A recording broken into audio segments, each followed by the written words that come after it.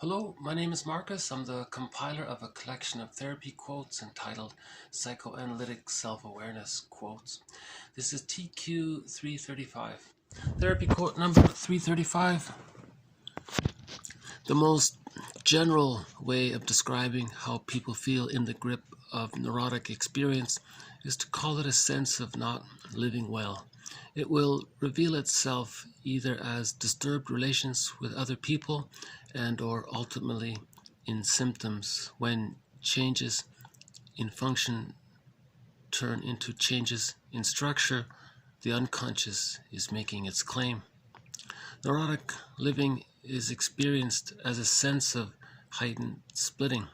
We feel estranged from our bodies as well as from other people. In the gaps are unknown elements.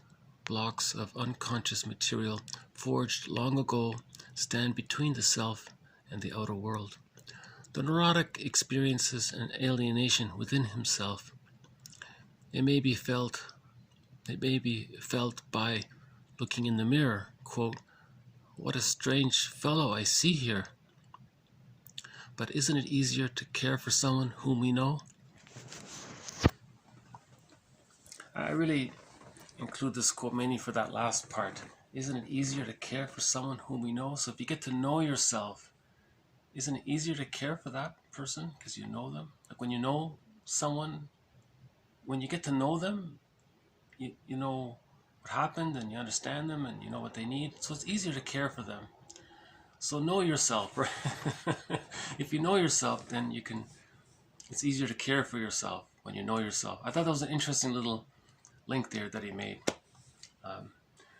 The rest of it's just sort of a general description about, the unlived life, let's say. So Bergler's version of it is that that when there's an insecure attachment style,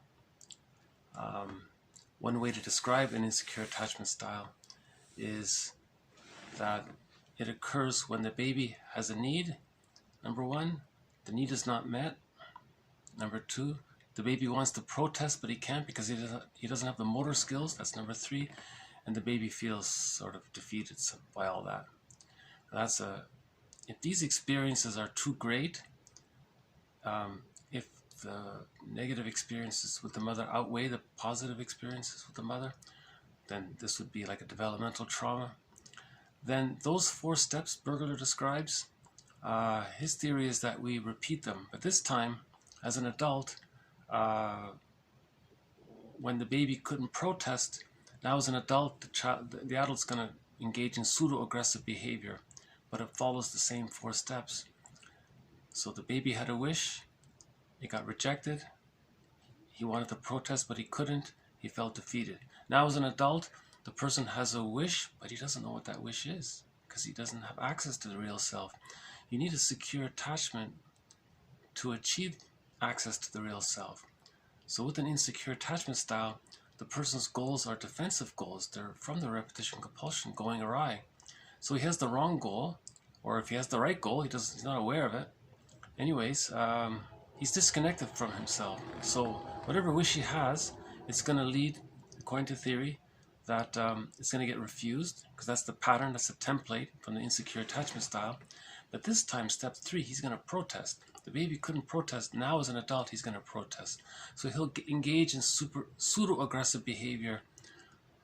He's caught in the repetition compulsion. His protest is anger at the mother. But as an adult, what's he protesting really? He's chasing a symbol. So it's a secondary delusion. Ultimately, it'll be disappointing, and there's the unlived life.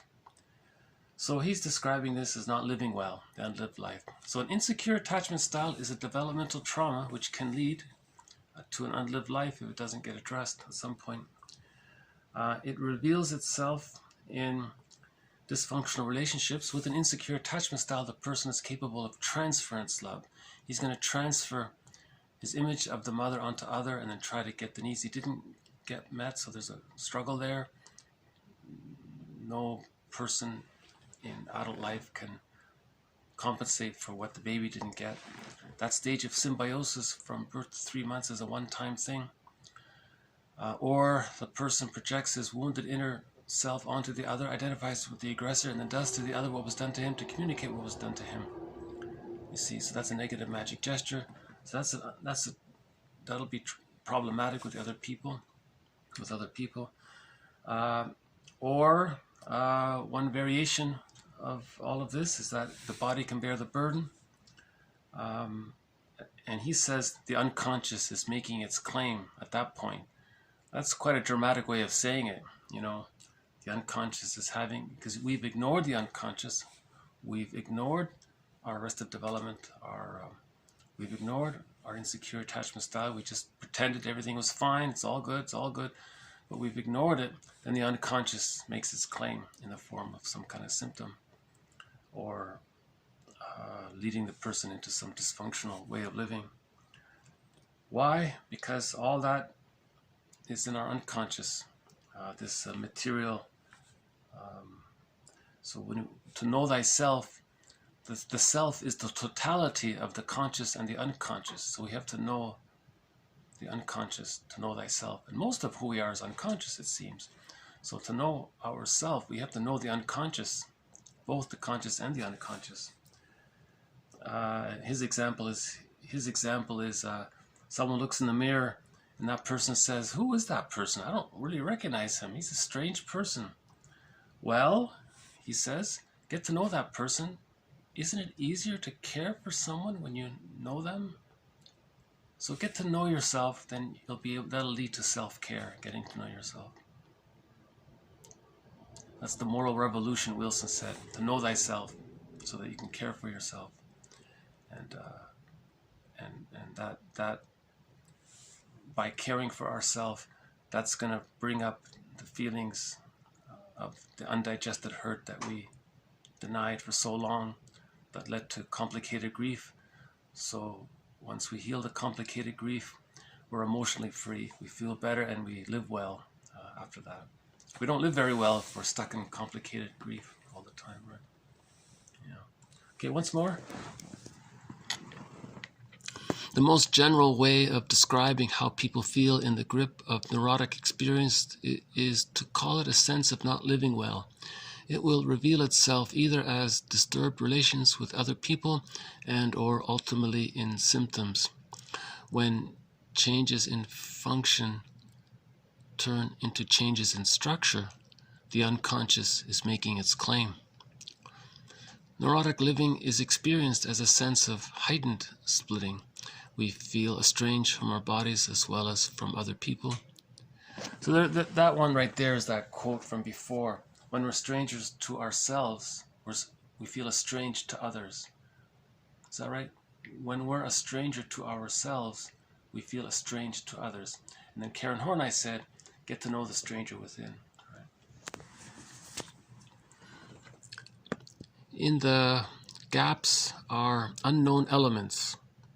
Blocks of unconscious material forged long ago stand between the self and the outer world.